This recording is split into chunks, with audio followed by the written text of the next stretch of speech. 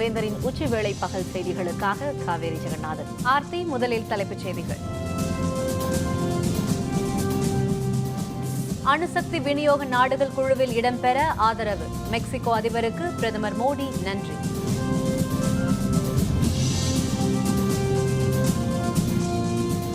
Phoenix பறவை போல தேமுதிக உயிர்த்தெழும். தேமுதிக தலைவர் விஜயகாந்த் நம்பிக்கை.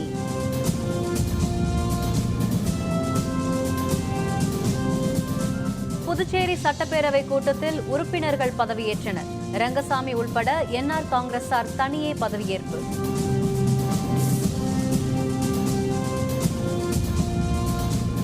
ராமேஸ்வரம் மீனவர்கள் 6 பேர் கைது. தொடரும் இலங்கை கடற்படையினரின் அட்டூழியம்.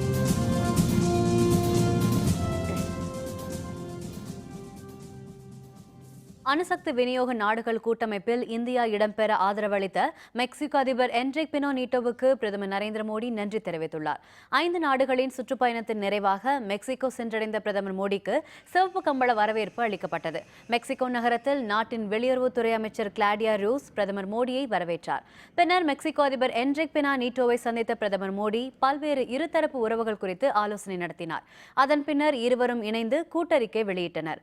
விண்வெளி தொழில்நுட்பம் உள்ளிட்ட துறைகளில் இரு நாடுகளின் ஒத்துழைப்பை அதிகரிக்க முயற்சி மேற்கொள்ளப்படும் எனவும் கூட்டறிக்கையில் தெரிவிக்கப்பட்டுள்ளது. செய்தியாளர் சந்திப்பில் பேசிய பிரதமர் மோடி இந்தியாவுக்கு சிறப்பு அங்கீகாரம் அளித்த முதல் லத்தீன் அமெரிக்க நாடு மெக்சிகோ என்று பிரதமர் நரேந்திர மோடி குறிப்பிட்டார். Thank President Peña Nieto for his positive and constructive support for India's membership of the Nuclear Suppliers Group. Excellency, I see in you a reformer and believer in the destiny of this great country. முன்னதாக Mexico சென்ற பிரதமர் நரேந்திர மோடி தான் தங்க உள்ள ஹோட்டலுக்கு அருகே திரளாக கூடியிருந்த இந்திய வம்சாவளியினரை சந்தித்து மகிழ்ச்சி தெரிவித்தார். பிரதமர் மோடிக்கு அவர்கள் மலர் செண்டுகளை கொடுத்து வரவேற்றதுடன் அவருடன் உற்சாகமாக கைகளை குலுக்கிக் கொண்டனர். திரளானோர் பிரதமர் மோடியுடன் படம் எடுத்து தங்கள் உற்சாகத்தை வெளிப்படுத்தினர்.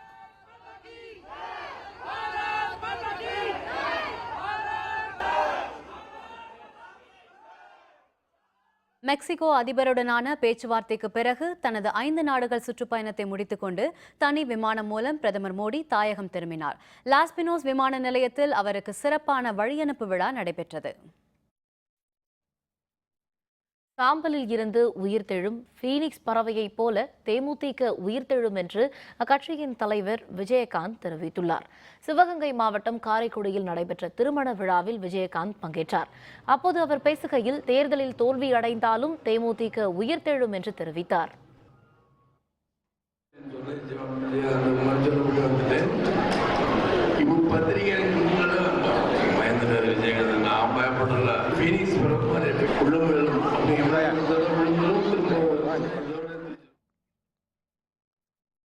புதுச்சேரியில் புதிதாக அமைந்துள்ள 14வது சட்டப்பேரவையின் முதலாவது கூட்டத்தொடர் இன்று காலை 9:30 மணிக்கு தொடங்கியது.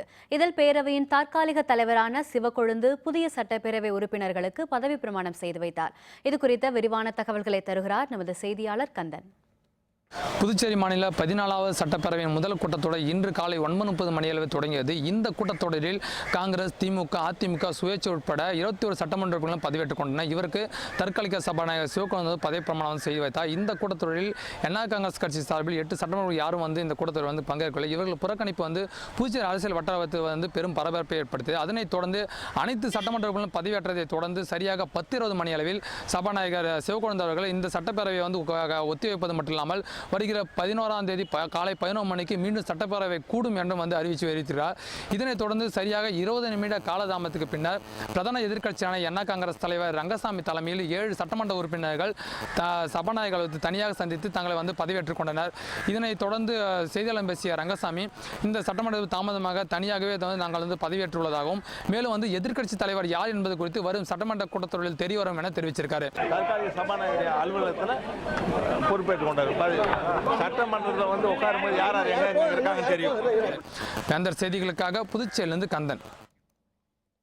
கச்சத்தீவு அருகே மீன்பிடித்துக் கொண்டிருந்த ராமேஸ்வரம் மீனவர்கள் 6 பேரை கைது செய்த இலங்கை கடற்படையினர் அவர்களின் படகுகளையும் பறிமுதல் செய்துள்ளனர். ராமநாதபுரம் மாவட்டம் ராமேஸ்வரத்தில் இருந்து மீனவர்கள் கடலுக்கு மீன்பிடிக்க சென்றிருந்தனர். இன்று அதிகாலையில் கச்சத்தீவு அருகே நடுக்கடலில் அவர்கள் மீன்பிடித்துக் கொண்டிருந்த போது இலங்கை கடற்படையினர் அங்கே வந்தனர். ராமேஸ்வரம் மீனவர்கள் 6 பேரை கைது செய்த இலங்கை கடற்படையினர் அவர்களின் படகையும் பறிமுதல் செய்தனர். இலங்கை கடற்படையினர் மீனவர்களை தொடர்ந்து கைது செய்து வருவது குறித்து ராமேஸ்வரம் மீனவர்கள் கவலை தெரிவித்துள்ளனர்.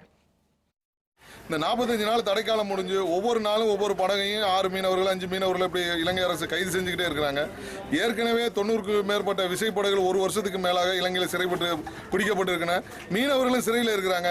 இப்படி தொடர்ந்து பிடிச்சிக்கிட்டே இருக்கிறதுனால தமிழக மீனவருடைய வாழ்வாதாரமே கேள்விக்குறியா இருக்கு. மத்திய மாநில அரசு துரித நடவடிக்கை எடுத்து இந்த படகையும் மீனவர்களையும் மீட்டு கொடுக்கணும். கிராமங்களுக்குள் புகுந்து மக்களை அச்சுறுத்தும் விலங்குகளை கொல்ல மத்திய அரசு அனுமதி அளித்துள்ளதற்கு மத்திய பெண்கள் மற்றும் குழந்தைகள் நலவாழ்வுத்துறை அமைச்சர் மேனகா காந்தி எதிர்ப்பு தெரிவித்துள்ளார். மனிதர்களை அச்சுறுத்தும் குரங்கு, காட்டுப்பன்றி, காட்டு யானை போன்றவற்றை கொல்ல அனுமதி கோரலாம் என மத்திய சுற்றுச்சூழல் அமைச்சகம் மாநில அரசுகளுக்கு அறிக்கை அனுப்பியுள்ளது. இதற்கு மத்திய அமைச்சர் மேனகா காந்தி கடும் எதிர்ப்பு தெரிவித்துள்ளார். மேற்கு வங்கத்தில் காட்டு யானைகள், ஹிமாச்சல பிரதேசத்தில் குரங்குகள், கோவாவில் மயில்கள் போன்றவை ஏராளமாக கொல்லப்படுகின்றன என்று குறிப்பிட்டுள்ள மேனகா காந்தி விலங்குகளை கொல்ல சுற்றுச்சூழல் அமைச்சகம் அனுமதி அளிப்பது ஏன் என்று கேள்வி எழுப்பியுள்ளார். हालांकि उनके अपने वाइल्ड लाइफ डिपार्टमेंट ने कहा कि हम नहीं मारना चाहते हैं, आप हमको हमारे पीछे मत पड़िए करने के लिए. इजाजत तो उन्होंने ही देना है ना, और ये पहली दफा है कि एनवायरमेंट मिनिस्ट्री इजाजत दे रही है ये घिनौने काम करने के लिए. இதனிடையே மேனகா காந்திக்கு பதிலளித்த மத்திய சுற்றுச்சூழல் அமைச்சர் பிரகாஷ் ஜவடேகர் விலங்குகள் அதிக பயிர் சேதத்தை உருவாக்கும் போது மாநில அரசுகளின் வேண்டுகோளின்படி தாங்கள் விலங்குகள் கொலையை அனுமதிப்பதாக தெரிவித்தார். किसने क्या कहा उस पर प्रतिक्रिया नहीं देता, लेकिन कानून के आधार पर जब किसानों को बहुत तकलीफ होती है, उनके फसल का पूरा नाश होता है, तो अगर राज्य सरकार प्रस्ताव भेजती है, वो राज्य सरकार के प्रस्ताव को मंजूरी देती है. ये केंद्र सरकार का कार्यक्रम नहीं है, ये कानून पहले से बना हुआ है. இதனிடையே விலங்குகளை கொல்ல அனுமதி அளித்த மத்திய சுற்றுச்சூழல் அமைச்சகத்தின் செயலுக்கு கண்டனம் தெரிவித்துள்ள விலங்குகள் நல ஆர்வலர்கள் அமைச்சர் பிரகாஷ் ஜவடேகர் தனது பதவியை ராஜினாமா செய்ய வேண்டும் என்று வலியுறுத்தியுள்ளனர். बेसिकली होता यह है कि जब कोई मैन एनिमल कॉन्फ्लिक्ट होती है उसके बहुत रीजंस होते हैं. 1972 में कानून बनाया जा चुका था और हंटिंग को हमारे देश से हटा दिया गया था. ये एक अजीब मंत्री आ गए हैं प्रकाश जावड़ेकर जो गंगा को उल्टा बहा रहे हैं. हमारा वाइल्ड लाइफ प्रोटेक्शन है तो फिर ऐसे मंत्रालय की जरूरत ही नहीं है और न ही ऐसे मंत्री की जरूरत है. கார்பருவ சாகுபடிக்காக திருநெல்வேலி மாவட்டத்தில் உள்ள பாபநாசம் அணை இன்று திறக்கப்பட்டது. திருநெல்வேலி மாவட்டத்தில் உள்ள பாபநாசம் அணை நீரை நம்பி விவசாயம் செய்து வரும் விவசாயிகள் கார்பருவ சாகுபடிக்காக அணையை திறக்க வேண்டும் என்று தமிழக அரசுக்கு கோரிக்கை விடுத்தனர். இதையடுத்து அணையை இன்று திறக்க முதல்வர் ஜெயலலிதா உத்தரவிட்டிருந்தார். இதைத் தொடர்ந்து திருநெல்வேலி மாவட்ட ஆட்சியர் மு கருணாகரன் இன்று பாபநாசம் அணையில் இருந்து வினாடிக்கு 600 கன அடி வீதம் தண்ணீர் திறந்து வைத்தார். மதகு திறக்கப்பட்ட பின்னர் அணை நீருக்கு அலுவலர்கள் மலர் தூவி வரவேற்பு அளித்தனர். இதன் மூலம் திருநெல்வேலி, அம்பாசமுத்திரம், நாங்குநேரி, பாளையங்கோட்டை வட்டங்களில் உள்ள 20,595 ஏக்கர் விளைநிலங்கள் பலன் பெறும் என்று ஆட்சியர் தெரிவித்தார். இன்று பாபநாசம் அணையிலிருந்து விவசாயிகளுக்கு கார் பருவத்திற்கு தண்ணீர் திறந்துவிடப்பட்டுள்ளது. இந்த தண்ணீர் பல்வேறு பாசனப் பகுதியில் அடங்கிய 20,565 ஏக்கர் நிலங்களுக்கு பாசன வசதி வரும். தமிழகத்தில் அடுத்த 24 மணி நேரத்தில் மழை பெய்ய வாய்ப்புள்ளதாக சென்னை வானிலை ஆய்வு மையம் தெரிவித்துள்ளது. இதுகுறித்து சென்னை வானிலை ஆய்வு மையம் வெளியிட்டுள்ள செய்திக்குறிப்பில் தென்மேற்கு பருவமழை தொடங்கியுள்ளதால் தமிழகம் மற்றும் புதுச்சேரியில் அடுத்த 24 மணி நேரத்தில் ஒரு சில இடங்களில் மழை பெய்ய வாய்ப்புள்ளது என்றும், சென்னையை பொறுத்தவரை வானம் மேகமூட்டத்துடன் காணப்படும் என்றும், மாலை அல்லது இரவு நேரங்களில் இடியுடன் கூடிய மழையை எதிர்பார்க்கலாம் எனவும் தெரிவிக்கப்பட்டுள்ளது. மேலும் கடந்த 24 மணி நேரத்தில் அதிக அளவாக திருநெல்வேலி மாவட்டம் பாபநாசத்தில் 100 மில்லிமீட்டர் மழை பதிவாகியுள்ளதாகவும் அதில் தெரிவிக்கப்பட்டுள்ளது.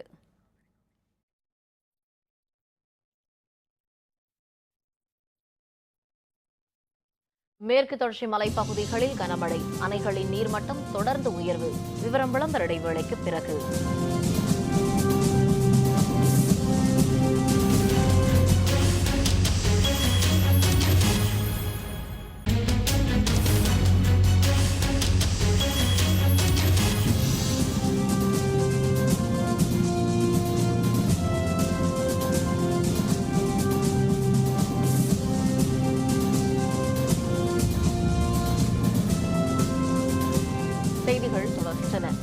புதுச்சேரி சட்டப்பேரவை தலைவர் பதவிக்கு வி. வைத்திலிங்கமும் துணைத் தலைவர் பதவிக்கு வி. சிவக்கொழுந்தும் இன்று வேட்புமனு தாக்கல் செய்தனர். புதுச்சேரி சட்டப்பேரவை தலைவர் மற்றும் துணைத் தலைவர் பதவிகளுக்கு நாளை மறுநாள் தேர்தல் நடைபெற உள்ளது.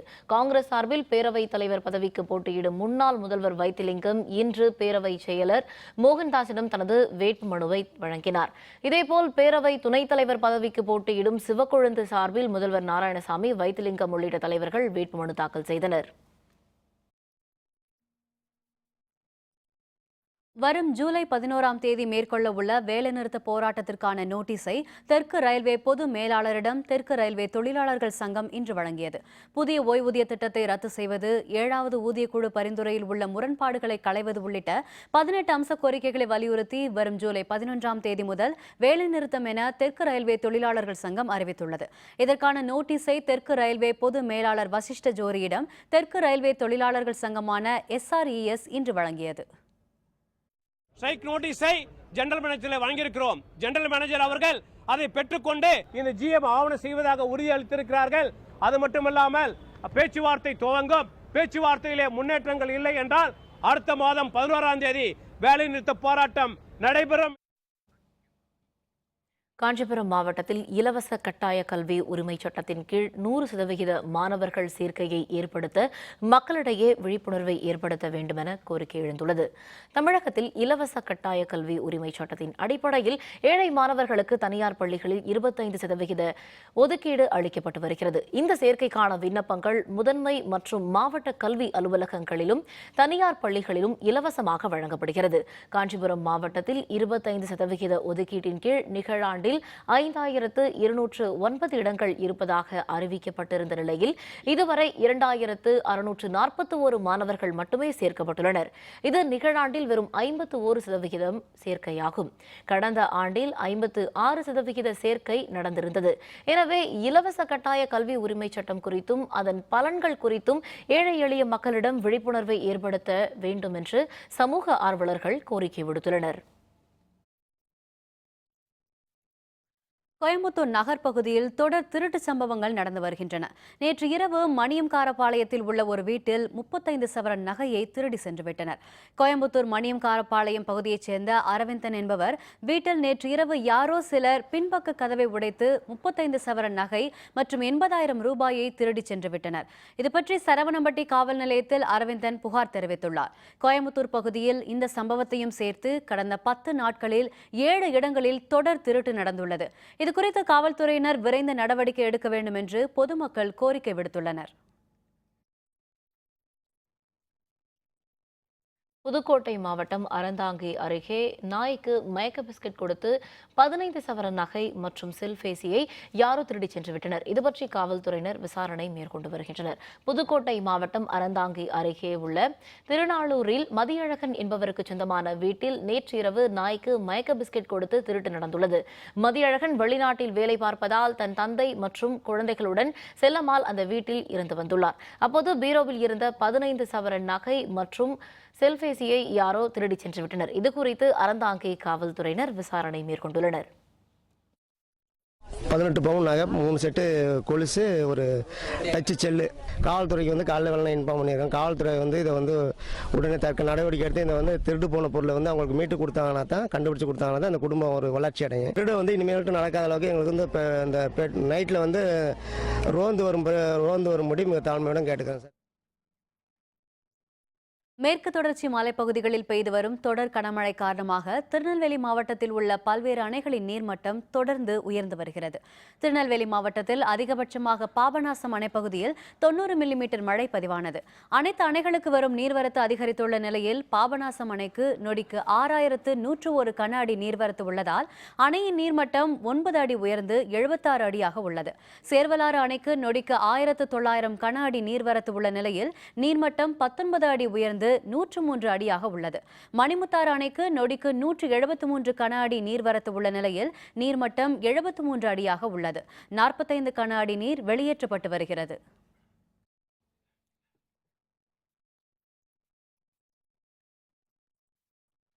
திருநெல்வேலி மாவட்டம் குற்றாலத்தில் உள்ள அருவிகளில் ஏற்பட்டிருந்த வெள்ளப்பெருக்கு குறைந்த நிலையில் அருவிகளில் குளிக்க சுற்றுலா பயணிகள் அனுமதிக்கப்பட்டதால் அவர்கள் மகிழ்ச்சி அடைந்தனர். மேற்கு தொடர்ச்சி மலைப்பகுதிகளில் பெய்து வரும் கனமழை காரணமாக குற்றால அருவிகளில் ஏற்பட்ட வெள்ளப்பெருக்கால் சுற்றுலா பயணிகள் குளிக்க தடை விதிக்கப்பட்டிருந்தது. இதனால் சுற்றுலா பயணிகள் ஏமாற்றத்துடன் திரும்பிச் செல்லும் நிலை இருந்தது.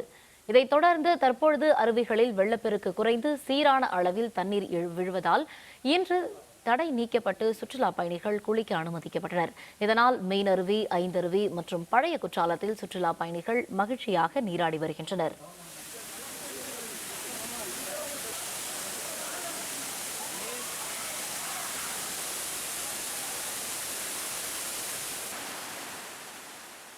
குற்றால சீசன் தொடங்கிச்சுன்னு சொன்னாங்க, அதனால் நாங்கள் வந்தோம்.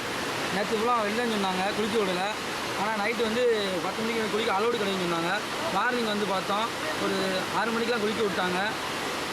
அருவிகளை குளிக்கும் போது சாரல் மழை பெய்யும், நல்லா இருக்கு கிளைமேட்டு. ஊட்டி கொடைக்கானல் கிளைமேட் மாதிரி இருக்குது. விழுப்புரம் KK நகர் சாய்பாபா கோவிலில் குடமுழுக்கு விழா நடைபெற்றது. இதில் திரளான பக்தர்கள் கலந்து கொண்டு சாமி தரிசனம் செய்தனர். விழுப்புரம் KK நகர் சாய்பாபா கோவிலில் கடந்த 7ஆம் தேதி யாகசாலை பூஜைகளுடன் குடமுழுக்கு விழா தொடங்கியது. 4 கால யாகசாலை பூஜைகளுக்கு பிறகு முக்கிய நிகழ்வான குடமுழுக்கு இன்று நடைபெற்றது. மேளதாளங்கள் முழங்க கோபுரம் மற்றும் விநாயகர், முருகன், ஐயப்பன் சன்னதிகளின் விமானங்களுக்கு புனித நீர் கொண்டுவரப்பட்டது. பின்னர் பக்த கோஷங்களுக்கிடையே குடமுழுக்கு நடத்தப்பட்டது. புனித நீர் பக்தர்கள் மீது தெளிக்கப்பட்டது. இதில் திரளான பக்தர்கள் கலந்து கொண்டு தரிசனம் செய்தனர்.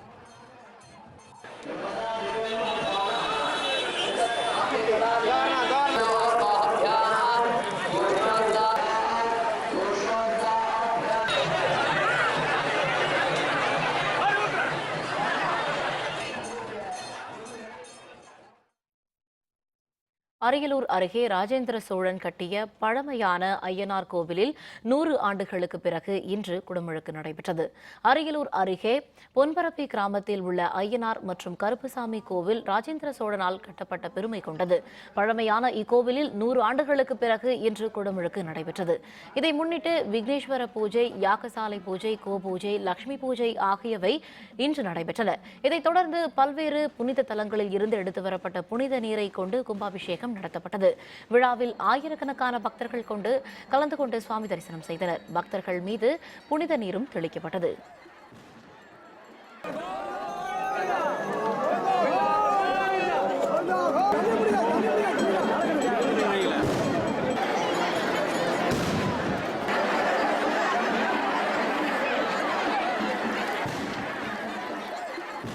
இந்த பூர்ணபுட்கலாம்பிகா சமேத அரிகரபுத்திர சுவாமியினுடைய ஆலய குடமுழுக்கு ஒரு 100 ஆண்டுகளுக்கு முன்பாக குடமுழுக்கு நடைபெற்றது. அதன் பிறகு துர்முக ஆண்டு வைகாசி மாதம் 9 மணிக்கு மேல் 10:30 மணிக்குள்ளாக இந்த திருப்பணி நடைபெற்று குடமுழுக்கு பெருஞ்சாந்தி மிக சீரும் சிறப்புமாக நடைபெற்றது.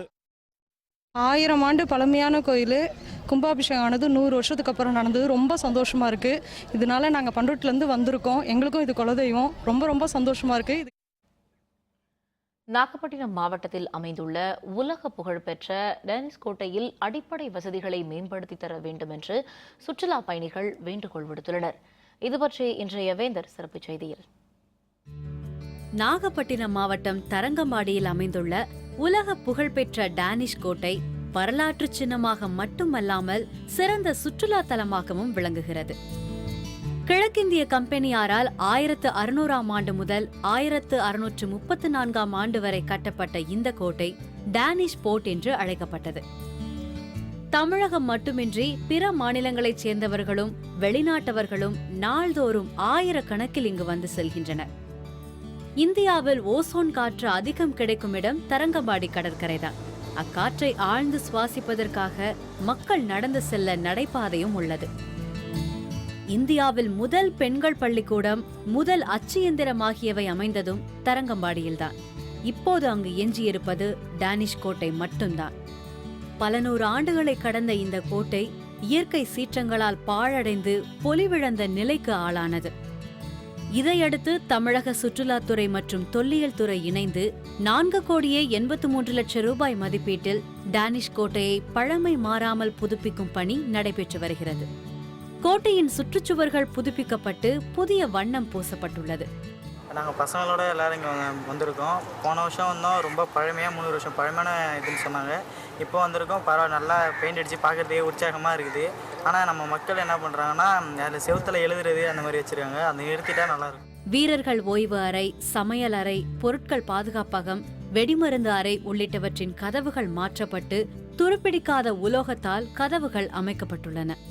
கோட்டையில் உள்ள அருங்காட்சியகத்தில் அன்றைய காலகட்டத்தில் ஆங்கிலேயர்கள் பயன்படுத்திய பொருட்கள், ஆவணங்கள் போன்ற பல பொருட்கள் பாதுகாக்கப்பட்டு வருகிறது. கோட்டையை புதுப்பிக்கும் பணி குறித்து கருத்து தெரிவித்த சுற்றுலா பயணிகள், பணிகள் வரவேற்கத்தக்க அளவில் இருந்தாலும் அடிப்படை தேவையான குடிநீர் மற்றும் கழிவறை வசதிகள் இல்லை என்று தெரிவித்தனர். உலகளவில் புகழ்பெற்ற ஒரு இடமாக தரங்கம்பாடியில் அமைந்திருக்கிறது. மத்திய அரசும் மாநில அரசும் இதை கவனத்துக்கு எடுத்துகிட்டு இதை சுற்றுலா மையமாக ஆக்க வேணும்னு டேனிஷ் கோட்டைக்கு அருகில் பார்க் அமைச்சிருக்காங்க. அது மட்டும் இல்லாமல் கார் பார்க்கிங்காக வேண்டிய ஒரு இடத்தையே அமைச்சிருக்காங்க. இவ்வளோ வசதி இருந்தும் டாய்லெட் வசதி இல்லாதது பெரும் குறையாக இருக்கிறது.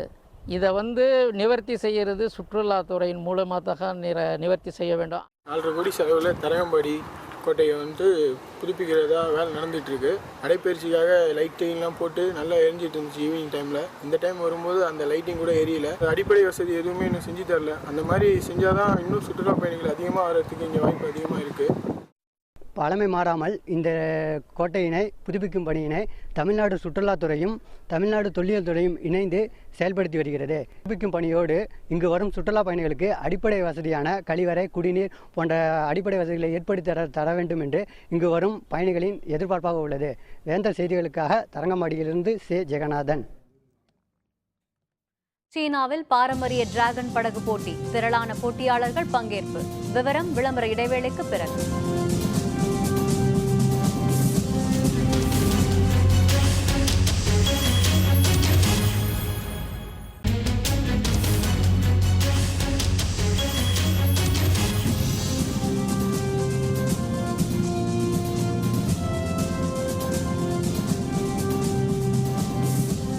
செய்திகள் தொடர்கின்றன. இனி அயலக செய்திகள்.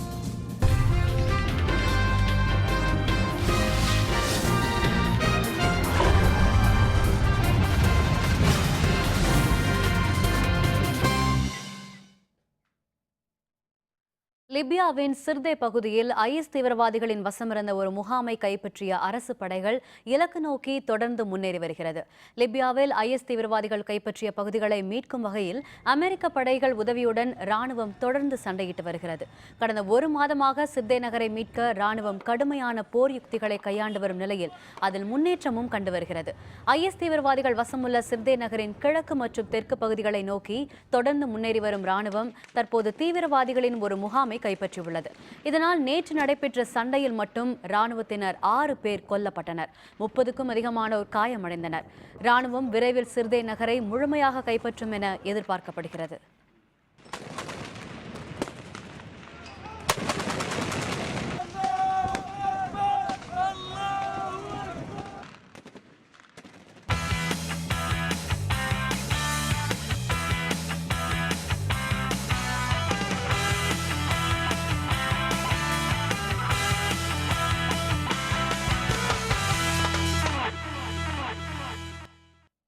கோபா அமெரிக்க கால்பந்து தொடரில் பெரு ஈக்குவடார் அணிகளுக்கு இடையேயான இன்றைய ஆட்டம் சமனில் நிறைவடைந்தது.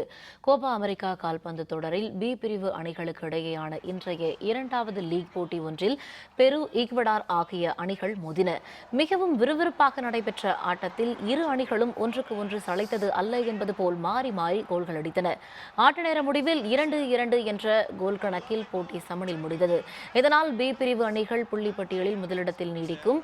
பெரு அணி காலிறுதி வாய்ப்பை தக்க வைத்துக் கொண்டது. இதேபோல் பி பிரிவு அணிகளின் மற்றொரு போட்டியில் பிரேசில் ஹைதி அணிகள் மோதி ஆட்டத்தில் பிரேசில் அணி வீரர்கள் மிகச்சிறப்பாக செயல்பட்டனர். ஹைதி அணி 1 கோல் மட்டுமே அடித்த நிலையில் பிரேசில் 7 கோல்கள் அடித்து சிறப்பான வெற்றியை பெற்றது. இதனால் பிரேசில் பி பிரிவு புள்ளிப்பட்டியலில் 2வது இடத்தில் நீடிக்கிறது.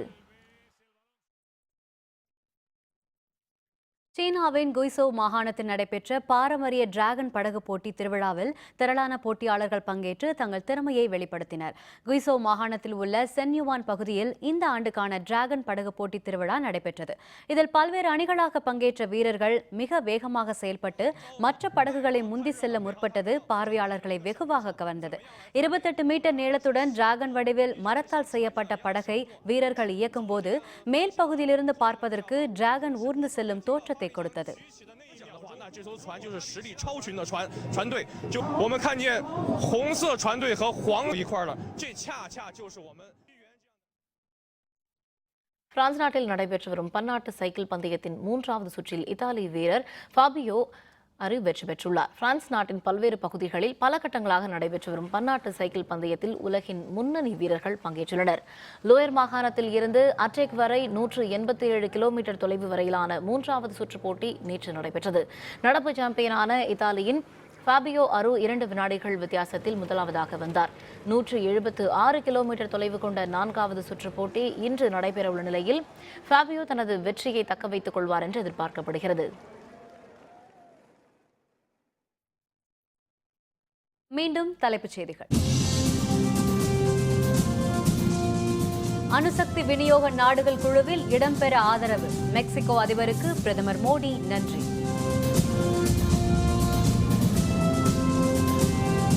பீனிக்ஸ் பறவை போல தேமுதிக உயிர்த்தெழும். தேமுதிக தலைவர் விஜயகாந்த் நம்பிக்கை.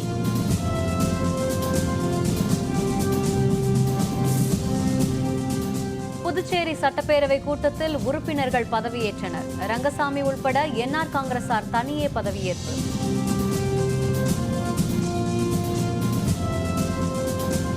ராமேஸ்வரம் மீனவர்கள் 6 பேர் கைது. தொடரும் இலங்கை கடற்படையினரின் அட்டூழியம்.